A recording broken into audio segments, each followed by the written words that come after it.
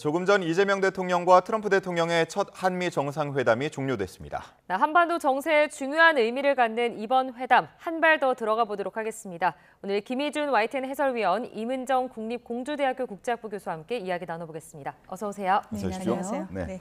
자, 두 정상의 첫 만남이 이루어졌습니다. 일단 집무실에서 만남 예정보다 좀 길게 이어진 것 같은데 공개된 장면만 보자면 뭐 웃음도 터지기도 하고요. 좀 화기애애했던 것 같은데 두 분으로부터 총평 먼저 들어보겠습니다. 네, 저는 우려했던 제트의 순간은 없었다 이렇게 말씀드리겠습니다. 이 제트의 순간이라고 하면 젤렌스키 대통령이 지난 2월 백악관 정상회담에서 트럼프 대통령이 일방적으로 약간 모욕을 당하다시피 하면서 빚어졌던 외교 참사인데 트럼프 대통령과의 정상회담을 앞두고 여러 이제 조언들이 나오면서 이 제트의 순간을 피하라 뭐 이런 얘기가 있었거든요. 트럼프 대통령이 이번 회담에서 통상과 안보 문제에서 좀 무리한 요구를 하면서 이 공개된 정상회담, 소인수 회담에서도 조금 좋지 않은 모습이 나오지 않을까 그런 우려가 있었는데 전혀 없었고요. 오히려 되게 화기애애한 모습으로 두 정상 예정된 시간 30분보다 더 많은 시간을 이 소인수 회담에 활용했습니다. 특히 그 트럼프 대통령은 우리 조선업을 좀 지켜 세우면서 조선업에 많은 관심을 보였고 또 바통을 이어받은 우리 이재명 대통령은 트럼프 대통령의 어떤 그 대북 문제 해결에 좀 역할을 할 수 있는 인사라는 점을 좀 추켜 세우면서 좋은 호응을 많이 이끌어냈습니다. 특히 좀 제일 인상에 남는 말은 트럼프 대통령이 피스메이커가 되시라. 저는 페이스메이커가 되겠다. 이게 네이밍도 좋고 되게 라임이 좋아서 트럼프 대통령 되게 웃으면서 호응을 했는데요. 이런 훈풍이 이제 그 오찬 회담에서까지 이어졌을지는 과연 나중에 총 결과를 알아봐야겠지만 출발로서는 매우 좋았다라고 생각을 합니다. 예, 임 교수님은 어떻게 보셨습니까? 네, 저도 큰 틀에서는 동의합니다. 특히 시작되기 직전에 이미 앞서서 리포터께서 설명해 주신 바와 같이 그런 또 트루스 소셜에 예상치도 않았던 그런 포스팅이 있었기 때문에 굉장히 저도 긴장감을 가지고 지켜봤고 지금 앞서 해설위원님께서 말씀하셨다시피 좀 그 젤렌스키의 장면이 떠오르거나 아니면 남아공 대통령과의 그런 장면이 떠오르거나 하기도 했었는데요. 그런 부분은 조금 기우로 그친 듯하여 그나마 다행인데 다른 것보다도 아마 우리 지금 국민분들께서 가장 좀 초미의 관심사인 것은 역시나 이제 이 관세 부분과 더해져서 이 대미 투자가 어디로 갈 것이냐라고 하는 부분에 아마 관심 많으실 건데 그 부분에 대해서는 상대적으로 별로 언급이 없었고 오히려 지금 북한 문제에 상당히 시간을 써서 그 부분은 저는 개인적으로는 아쉽습니다. 네, 물론 이 문제가 중요하지 않다라고 말씀드리는 것은 아닙니다만 추후에 지금 저희 또 이렇게 질의응답을 통해서도 말씀을 드리겠습니다만 이 부분에 조금 시간이 너무 갔던 게 아닌가 이런 생각이 좀 들었습니다. 네. 네, 두 정상의 첫 만남이 정상회담이 이제 마무리가 됐는데요. 정상회담 이후에 공동 기자회견이나 공동 성명 발표는 없었어요. 처음부터 정해진 바가 없긴 했는데 이제 공동 성명 발표 같은 경우에는 지난번 관세 때도 어떤 문서화가 되지 않아서 이번 회담 때 어떤 이제 회담이 이루어진 이후에 문서화가 되지 않을까 싶었는데 공동 성명도 아직 발표가 된 바가 없습니다. 통상 그랬습니까? 이 트럼프 정부 2기 들어서 특히 좀 이런 양상을 보이고 있습니다. 트럼프 대통령이 이렇게 정상 간에 이제 공동 기자회견을 한 것은 최근 푸틴 대통령을 만나서 알래스카에서 한 적은 있습니다만 대부분 트럼프 대통령 이번 회담의 스타일을 보면은 어떤 공동 문서나 성명으로 남기지 않아 왔고요. 네. 따라서 이번에도 이제 그런 것이 없을 것으로 알려졌습니다. 다만 앵커께서 말씀하신 대로 우리가 관세 협상에서의 어떤 타결 지으면서도 정확한 문서가 없었고 그래서 이번에 미국 측에서도 그 우리 관세 협상의 결과물인 3,500억 달러 대미 투자에 대한 어떤 구체적인 실천 방향 이런 거를 좀 문서화하기를 요구한다는 얘기가 있었지만 그런 부분에 대해서는 아직 실무진들의 후속 협상을 통해서 아마 나올 부분인 것 같고요. 오늘 정상회담의 결과로서 두 대통령의 어떤 회견이 없었거나 문서가 없었던 것은 대충 예정됐던 바 정도라고 설명을 드릴 수 있겠습니다. 예. 이전에 이제 정상회담이 열리기 전으로 돌아가 보자 그러면 이 공동성명 발표가 있느냐 없느냐를 두고 좀 평가가 달라질 수 있다라는 식의 이런 보도들도 있었는데 그렇지 않다고 볼 수 있는 건가요? 뭐 지금 의전에 관해서도 뭐 이런저런 설랑설레가 있었던 것 같습니다만은 다 익히 이제 많이들 아시다시피 이제 국빈 방문이 최상위급인 것이고 그다음에 뭐 공식 방문 이번에 공식 뭐 이렇게 실무 방문 이런 식으로 이제 단계가 있고요. 국빈 방문이라고 하는 것은 말 그대로 그렇게 흔히 있는 일이 아니고 저희만 하더라도 당장 뭐 과거에 아마 7차례 정도 있었던 것을 기억을 하는데 뭐 그렇게 항상 있는 일은 아니기 때문에 이번에 이 정상회담이라고 하는 것이 그 급이 아니라고 해서 뭐 갑자기 한미 관계가 덜 중요해졌다거나 이렇게까지 좀 과대 해석을 할 필요는 없다고 생각하고요. 이 공동성명이나 뭐 이런 문서화 작업 역시 뭐 그 일맥 상통하는 부분이 없지 않다고 생각을 합니다. 뭐 트럼프 행정부의 어떤 고유의 좀 특성도 앞서 말씀해 주신 부분이 없지 않다고 생각을 하고 그에 더해서 이렇게 또 문구로 했었을 때 거기에 또 이제 발목이 잡히는 부분도 있으니까요. 뭐 그런 점에서는 큰 틀에서 양 정부 간 합의가 있었다라고 한다면은 뭐 괜찮지 않을까라고 생각이 듭니다. 네, 네. 형식보다는 뭐 내용 쪽에 집중을 우리가 해볼 필요가 있을 것 같은데 일단 회담에 누구누구가 참석을 했느냐 이 부분도 많이 주목을 받았습니다. 우리 쪽에서는 이 대통령을 포함해서 7명이 들어갔다고 하는데 어떤 인물들입니까? 네, 이번 정상회담을 앞두고 이제 워낙 사안이 급박하다 보니까 네. 뭐 외교, 통상, 안보 수장들이 다 워싱턴으로 먼저 달려갔었고 이른바 그 대통령실의 3실장들도 다 가지 않았습니까? 그래서 일단 회담장의 소인수 회담에서는 조현 외교부 장관 그리고 김정관 산업부 장관 그리고 위성락 국가안보실장이 일단은 그 의자에 앉았었고요. 예. 맞은편에서는 그 미국 측에서는 마코 루비오 국무장관 또 벤스 부통령 뭐 러트링 상무장관 등이 마주했는데 화면에 보이지 않았던 분들 중에서는 우리 대통령실의 3실장 그리고 강경화 외교부 장관까지 특별 수행원 자격으로 들어간 것으로 알고 있습니다. 강 장관은 트럼프 1기 정부 때 이제 외교부 장관을 거치면서 트럼프 대통령과의 어떤 그 면담의 경험이 있고 이번에 이제 주미 대사로 내정이 됐습니다만 아직 아그레망 절차를 거치지 않았습니다. 통상 이 아그레망 절차가 나오려면 보통 뭐 3, 4주가 걸리는데 물론 전 정부에서 그 조현동 장관 같은 경우는 이 한미 정상회담을 위해서 일주일 만에 이제 아그레망이 나오고 신임장 제정까지 됐던 사례가 있었지만 이번에는 워낙 시간이 촉박해서 그러지는 못한 것으로 알고 있습니다. 네. 특히 이제 주미 대사 내정자 강경화 전 장관 지금도 언급을 해주셨는데 트럼프 1기 행정부 때 경험을 갖고 있기 때문에 트럼프 스타일을 좀 잘 알고 있는 분이라고 좀 알려져 있죠. 도움이 됐을까요? 네, 뭐 됐기를 바랍니다. 4번 정도 만나신 것으로 지금 전해지는 것 네. 같고 그리고 트럼프 대통령은 뭐 워낙 우리가 그 캐릭터를 이렇게 좀 보이는 측면 중에서 굉장히 자신감이 높은 그렇죠. 사람이잖아요. 네. 자신감이 이제 자신에 대한 그 개인에 대한 자신감도 높지만 미국에 대한 자신감이 굉장히 높아서 뭐 그러니까 이제 마가 같은 문구도 나오는 거겠지만 미국이 쓰고 있는 언어 이 영어에 대한 자신감도 굉장히 어떻게 보면 높은 측면이 네. 있는 것 같습니다. 그래서 영어가 공식 언어인 국가의 막 그런 리더에게 어디서 그렇게 영어를 배웠길래 잘하냐라고 한다든지 뭐 이런 참 웃지 못할 그런 해프닝들이 있었는데 뭐 강경화 전 장관님이시자 지금 주미대사 내정자이신 분에게도 영어에 대해서도 굉장히 칭찬을 하신 걸로 알고 있고요. 그것도 뭐 당연한 건데 어떻게 보면 이제 그런 부분에서 좋은 인상들이 있었으니까 앞으로도 뭐 역할을 하실 수 있지 않을까 기대해 봅니다. 네.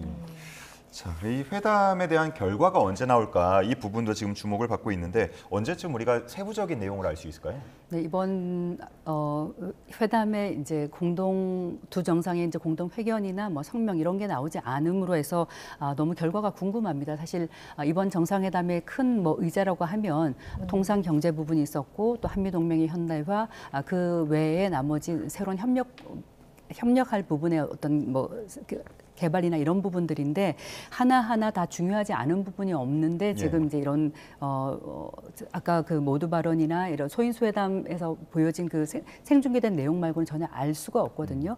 제가 볼 때는 아마 이 회담을 마치고 나서 일단은 우리 대통령실에서의 어떤 그 공식 브리핑이 있을 것이고요. 예. 거기 기자들 또 질의응답 과정에서 조금 더 자세한 내용이 나올 거고 아직 문서로 되지 않은 부분이 있기 때문에 이걸 좀 확인하는 데는 시간이 걸릴 거고 또 아마 통상 정상회담을 마치 거치면 양측 정부에서 뭐 국무부 성명이라든가 이런 부분을 통해서 또 정리가 돼서 나오기도 합니다. 그런 것을 조금 더 지켜봐야 될 것으로 보입니다.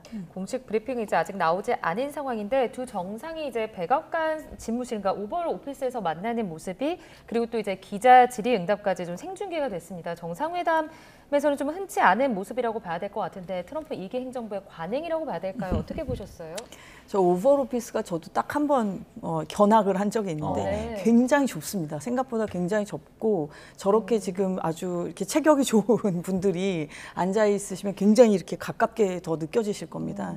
아까 배석한 분들에 대해 면면에 대해서는 지금 아까 우리 김희준 해설위원님께서 설명을 해주셨다시피 그런데 지금 이제 이쪽으로는 마주보는 쪽으로는 양쪽 이제 비서실장들도 앉으셨고 이렇게 소위 말하는 지금 이 행정부를 이끌고 있는 분들하고 같이 이렇게 아주 가까운 거리에서 대화를 나누는데 또 이런 부분을 아마 인지하고 계셨어서 이 대통령도 그 오벌 오피스 데코레이션이 바뀌고 있는 부분에 대해서도 또 칭찬을 잘 하신 것 같습니다. 그런 부분에 대한 어떤 칭찬이 좋은 어떤 긍정적인 그런 신호를 또 보냈던 측면도 있는 것 같은데요. 그 젤렌스키 아까 그 제트의 순간이라는 예. 표현도 쓰셨지만 네. 참 젤렌스키 이번에 갔었을 때랑 2월에 갔었을 때랑 너무 이렇게 대조가 됐었죠. 그러니까 마치 이번에 갔었을 때는 저번에 그 참사를 정말 어떻게 해서든지 다시 한번 뭐라 그럴까요? 그 회복을 해보겠다라는 그 외교적 맞습니다. 참사라는 표현까지 나왔잖아요. 그럴 수밖에 없어요. 그런 장면은 아마 이렇게 지금 뭐 여러 그 외교적 국면들을 많이 지켜보신 분들 입장에서도 아마 처음 보는 장면이셨을 겁니다. 그렇게 무슨 지금 적대국 정상들도 아니고 서로 어떻게 보면 같은 편이라고 할 만한 사람들끼리 그렇게 언성을 높이고서 싸우는 장면을 정말 너무 생경한 장면이었는데 아무튼 뭐 우리랑 그럴 일이 있을 거라고 생각하지는 저도 당연히 않았었습니다만 워낙에 조금 시국인이 많지 또 트럼프 대통령이 많지 걱정은 했었었는데 아무튼 그것에 비해서는 좀 화기애애하게 끝난 것 같아서 다행입니다. 네. 일단 뭐 공개된 장면만 보자 그러면 화기애애하다라는 평가들을 두 분 다 해주고 계신데 이 대통령이 상황별 시나리오를 준비했다라는 얘기도 있고요. 또 기내 간담회에서는 트럼프 대통령의 저서에 대해서 언급을 하기도 하지 않았습니까? 대응을 좀 잘 했다, 준비했다 이렇게 볼 수가 있을까요?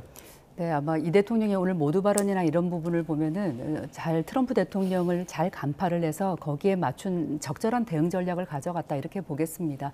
트럼프 대통령이란 지도자는 참 세계사에서 좀 유례 없는 또 스타일이기도 합니다. 원래 미국이라고 하면 민주주의의 선두 국가이고 또 국제 자유무역 질서를 또 선도하던 그런 국가인데 트럼프 대통령 이런 걸 모두 사실은 좀 부인하고 있는 편이고요.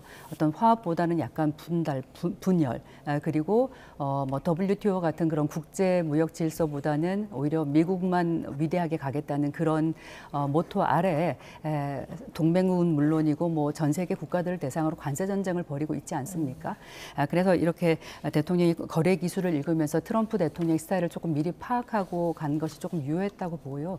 이 트럼프 대통령의 이제 뭐 이렇게 여러 일화들이 나오는데 부동산 개발업자로 커오면서 맨해튼에 있는 이제 호텔을 하나 개발하면서 무려 40년에 걸쳐서 그 뉴욕시로부터의 그 세금을 할인받습니다. 그건 어마어마한 혜택이거든요. 그래서 어느 기자가 물었습니다. 어떻게 해서 40년이나 되는 감세 혜택을 받았냐 그랬더니 그건 내가 50년을 얘기하지 않았기 때문이야. 그러는 거예요. 상대를 더 많이 이제 압박해서 할 수도 있었지만 내가 이 정도로 봐줬다. 뭐 이런 식으로 거래 기술에서 달인이라고 본인이 이제 그런 자부하는 사람인데 트럼프 대통령이 그런 부분을 또 이재명 대통령이 그런 부분을 잘 또 준비를 하고 갔고 또 모두 발언에서 그 트럼프 대통령을 적절히 이렇게 추켜 세우면서 특히 뭐 북한 문제에 있어서 대북 문제를 풀 수 있는 뭐 유일한 인물이다라던가 뭐 트럼프 월드를 거기 북한에다 건설해가지고 뭐 골프를 치게 한번 해보 주십시오 이런 멘트들이 트럼프 대통령을 아주 기분 좋게 하는 그런 워딩이었거든요. 그리고 또 이시바 총리의 그 지난 2월 그 회담과 약간 좀 대비가 되는데 이시바 총리는 뭐 당시 트럼프 대통령이 대선 과정에서 이제 총격을 피해서 뭐 두 손을 이제 들고 그런 장면이 굉장히 인상적이었다면서 마치 이제 신이 구하신 분 같다는 뭐 그런 워딩도 했단 말이에요. 약간 비굴하게 미칠 수 있는데 이재명 대통령 그런 선까지 가지 않고 적절하게 잘 그걸 대응했다라고 생각이 듭니다. 자, 그런데 이 부분을 좀 짚어봐야 될 것 같습니다. 회담은 이제 화기애애하게 분위기가 잘 진행이 됐다라고 두 분께서 평가를 해주셨는데 회담 전에 트럼프 대통령이 SNS에 올린 글이 있잖아요.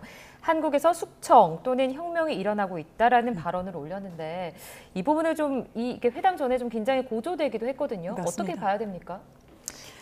이건 그냥 간단히 넘길 얘기는 아닌 것 같습니다. 왜냐하면은 본인이 그 인텔한테서 보고를 받았다고 지금 몇 번을 얘기를 했단 말입니다. 네. 그러면 인텔이라고 표현을 한 것은 이제 정보 당국을 얘기를 하는 거니까 정보 당국이 한국의 아마 정치 상황이나 이런 것들에 대해서 보고를 했을 것이고 그 전후 맥락에 대해서 어떤 백그라운드를 충분히 지금 만약에 이해를 하지 않았다라고 한다면 그 튀어나오는 단어들만 이렇게 머릿속에서 팝업이 돼서 무슨 그런 일이 벌어진다라고 어떻게 보면은 느꼈었을 수도 있습니다. 왜 제가 그렇게 생각하냐면 전 심리학자는 아니지만 아까 한국 얘기 같이 안 들렸다라는 표현을 본인이 썼었거든요. 트럼프 대통령 본인이. 그러니까는 그런 일이 한국에서 벌어지고 있다고 이렇게 의아하게 느꼈다라는 그런 뉘앙스의 말을 해서 어떻게 보면은 이게 글쎄요. 그 트럼프 대통령 입장에서 생각을 하면 뭐 나라가 한두 나라도 아니고 또 신경 써야 될 일들이 한두 일도 아니고 모든 게 이제 머릿속에서 클리어하게 정리가 안 된 상태에서 어떻게 보면은 그런 식의 이제 포스팅을 했는지도 모르겠습니다만 여하튼 제가 좀 신경 쓰이는 부분은 그 정보 당국의 보고가 있었다라고 하는 부분 그리고 이제 교회라든지 뭐 이제 군이라든지 이런 부분을 언급을 했기 때문에 이 부분은 그냥 내가 오해했나 보네 그리고 그냥 끝나질 건지가 조금 지켜봐야 될 문제가 아닐까 싶어서 좀 약간 우려가 여전히 좀 남아 있다라는 완전히 해소됐다고 말씀드리기에는 조금 빠르지 않나 싶은 그런 말씀드립니다. 네. 그 이 대통령이 집무실 질의응답을 통해서 관련한 이제 답변을 하기도 했는데 이제 숙청, 혁명 이런 글이 트럼프 대통령의 의도적인 어떤 협상의 전략이다라고 보는 건 좀 어려울까요? 어떻게 보셨어요? 그렇게 보기보다는 네. 이제 본인이 트럼프 대통령이 얘기했듯이 이제 인텔에서 어떤 정보를 입수했다고 했으니까 저희 우리나라의 그 어떤 그 계엄령이나 탄핵 과정에서의 네. 그런 상황들을 설명하면서 적확하지 않은 단어로 이게 아마 흘러갔고 트럼프 대통령의 해석대로 이렇게 얘기를 한 것이 아닐까라는 생각은 드는데 다만 그 SNS에서 얘기할 때 한국에서 이런 숙청 혁명이 일어나고 있다. 여기서는 비즈니스를 하지 못한다. 이런 그렇죠. 얘기까지 붙였단 말이에요. 이것은 아마 그 정상회담에서 관세나 또 뭐 그 통상 협상을 앞두고 한국에서는 투자하기 어려우니까 비즈니스하기 어려우니까 미국으로 와라 또 이런 말을 꺼내기 위해서 또 한 말이 아닐까라고도 해석해 볼 수 있겠습니다. 예. 자, 이 집무실에서 공개된 모습들 보면은 북한 문제에 대한 이야기가 꽤 길게 나왔고 앞서서 이제 교수님께서는 네. 그 부분이 조금 아쉽다라고도 말씀해 주시기도 했는데 조금 더 구체적으로 평가를 해 주신다면요. 네, 뭐 제가 아쉽다고 말씀을 드리는 것은 뭐 누구보다 당연히 국민의 한 사람으로서 한반도 평화를 원하는 사람 중에 하나입니다만은 이 북한 문제라고 하는 것이 지금 굉장히 구조적으로 복잡해져 버렸습니다. 단순하지가 않습니다. 특히 지금 러시아 우크라이나 전쟁 발발 이후 확실하게 북한은 러시아의 편을 들었습니다. 확실하게. 그리고 그 대가로 여러 가지 뭐 예를 들면 기술적인 부분이라든지 뭐 에너지 부분, 뭐 식량 부분 아주 뭐 북한이 우리랑은 다른 체제이기 때문에 그 정권을 유지할 정도의 수준으로 이상으로 어떻게 보면 얻을 것을 얻었습니다.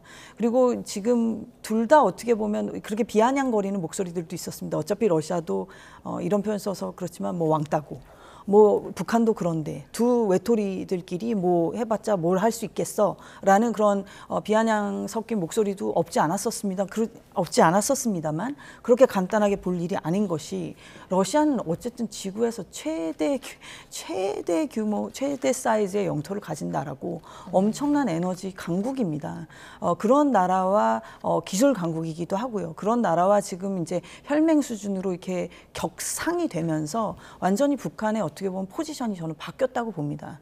그것을 잘 인지하고 있다고 생각하고요. 그래서 이런 지금 국제 정세가 이게 또 지금 중동하고도 연결이 됩니다. 뭐 시간 관계상 중동 문제까지 다 얽힌 부분을 풀어서 설명드리기에는 좀 시간이 부족하겠습니다만 요컨대 말씀드리고 싶은 것은 타 지역의 지금 분쟁 상황이라고 하는 것조차 지금 한반도 정세와 맞물려 돌아가기 때문에 과거와 같이 우리가 북한에 대해서 갖고 있는 레버리지가 크지 않다.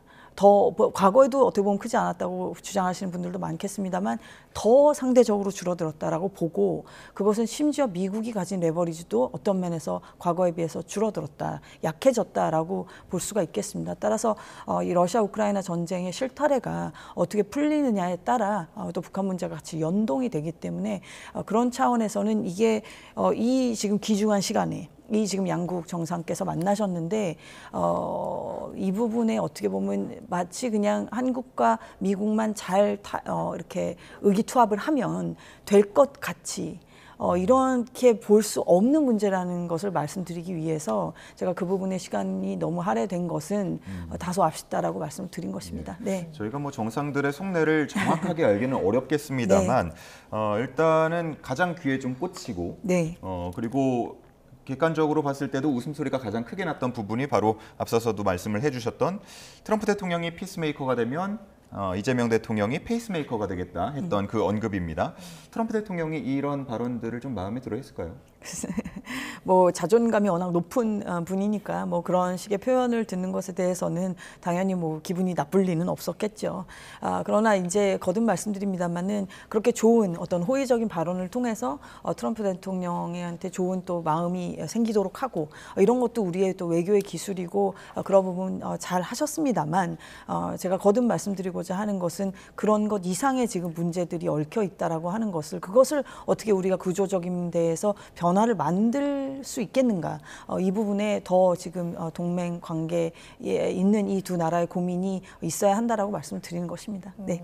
그 이재명 대통령이 꽤 길게 트럼프 대통령의 평화를 위한 노력에 대해서 좀 호평을 하기도 했잖아요. 그러니까 평화를 지키는 역할을 넘어서 평화를 만들어가고 있다라는 언급도 했는데 이 부분은 좀 어떻게 보셨습니까? 아무래도 트럼프 대통령이 노벨 평화상에 대한 의지가 있다고 알려진 상황에서 어떻게 들었을까요? 네, 그 첫 한미 정상회담을 할 때마다 가장 중요한 게 양측의 대북 정책을 조율하고 그 페이스를 맞춰가는 겁니다.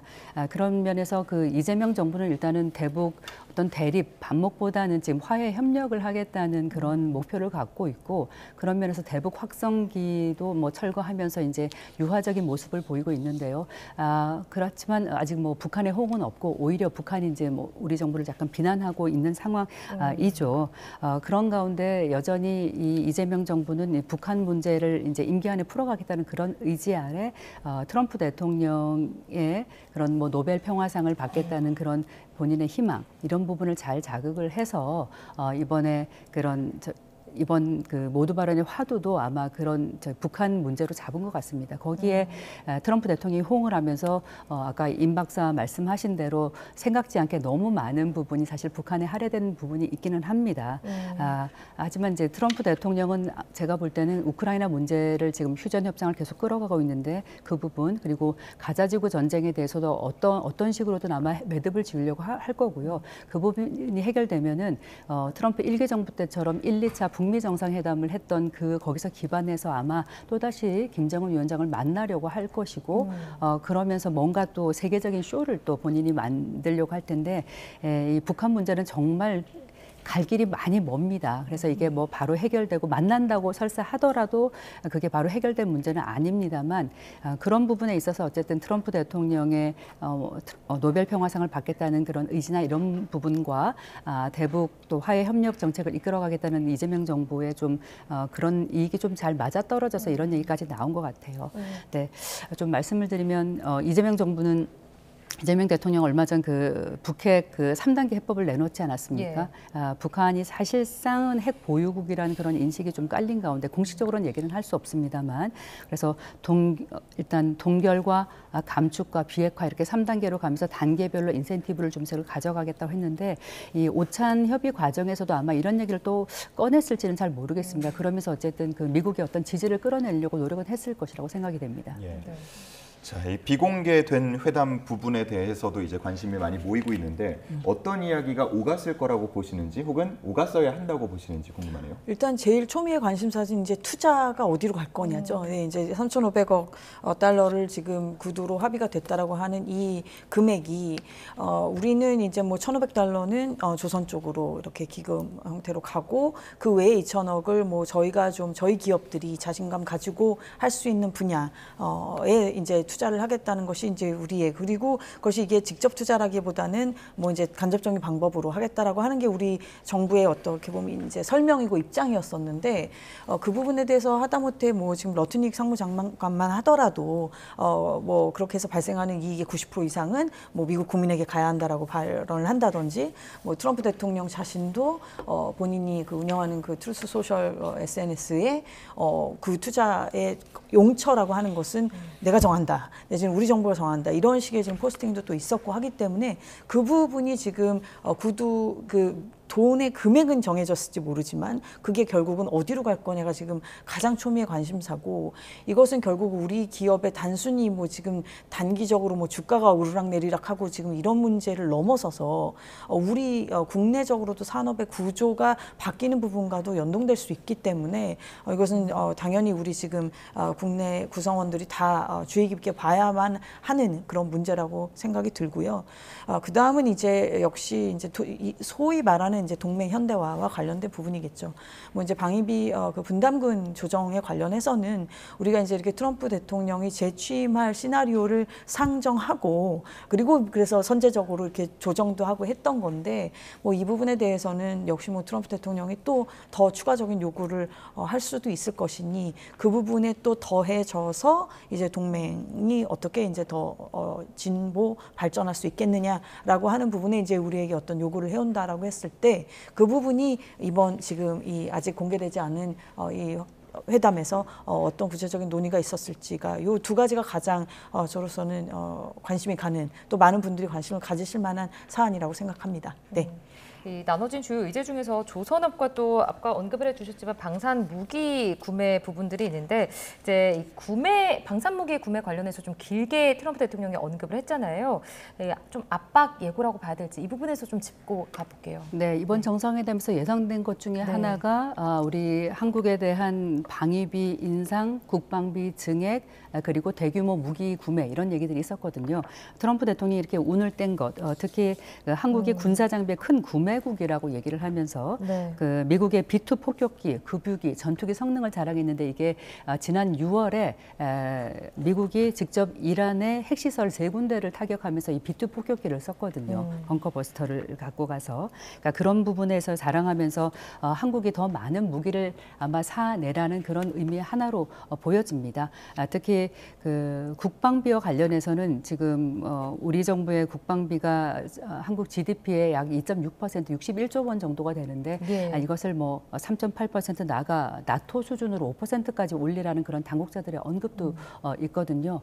그런 부분에 대한 우리의 대응도 필요한데 나토의 상황을 보면 이 5%까지 증액이란 것이 약 10년에 걸쳐서입니다. 2035년까지라서 연율로 따지면 한 0.5%씩 올리는 거라서 아마 우리 정부의 어떤 무기 구매나 또 우리의 그 병력 자원이 지금 자꾸 인구 감소로 모자라는 부분을 대응하기 위한 뭐 무기 구입 이런 부분도 사실 우리가 필요한 부분이기 때문에 양국 간의 갈등은 있겠지만 적절히 또 약간 협의해 가면서 어떤 타협점을 찾아야 할 것이라고 생각합니다. 예. 자, 이제 뭐 현지에서는 향후 일정들이 쭉 계속 진행이 될 텐데 비즈니스 라운드 테이블도 주목을 받고 있습니다. 한미의 그룹 총수들이 아마 참석을 할 것으로도 예상이 되고 있는데 여기서는 어떤 내용들이 나오게 될까요? 아무래도 뭐 조선업은 당연히 최우선 순위로 논의가 될 것 같고요. 그다음에 이제 우리도 지금 유심히 보고 있는 게 이제 원자력 관련된 부분이죠. 이 부분도 그렇고 아니면 뭐 이번에 같이 간 그런 기업 대표분들의 어떤 면면을 보자면 뭐 바이오라든지 아니면 뭐 이런 IT 분야라든지 아니면 이렇게 광물을 좀 처리할 수 있는 그런 고려아연 같은 기업이라든지 이런 기업들도 들어가 있는 거로 봐서는 역시 이제 미국이 생각하는 그런 그 구상 여러 이제 구상이 있겠습니다만 그 가장 그 기저에 깔려 있는 것은 결국 지금 중국하고의 경쟁에 있어서 어떻게 해야 더 확실하게 우위를 지키고 나아갈 것이냐라고 하는 부분일 것인데 거기에 다 어떻게 보면 하위 변수라고 봅니다. 뭐 제조업을 다시 일으키겠다라고 하는 것도 그렇고 뭐 기술적인 부분, 에너지적인 부분 다 그런데 그렇게 봤었을 때에 이제 이런 기업들하고 같이 어떤 형태를 만들어서 지금 미국이 전략적으로 노리고자 하는 그런 비전을 실현하는 데에 그것을 더 가깝게 오게 할 수 있느냐, 실현할 수 있겠느냐, 이런 부분들이 아무래도 논의가 됐기를 바라고 그것을 좀 아무튼 그 결과를 좀 기대하면서 지켜보겠습니다. 네. 네. 자, 회담은 이제 마무리가 됐고 추후 일정들은 저희가 계속해서 자세히 전해드리도록 하겠습니다. 지금까지 김희준 YTN 해설위원, 이민정 국립공주대학교 국제학부 교수와 함께 이야기 나눠봤습니다. 오늘 말씀 고맙습니다. 고맙습니다. 감사합니다.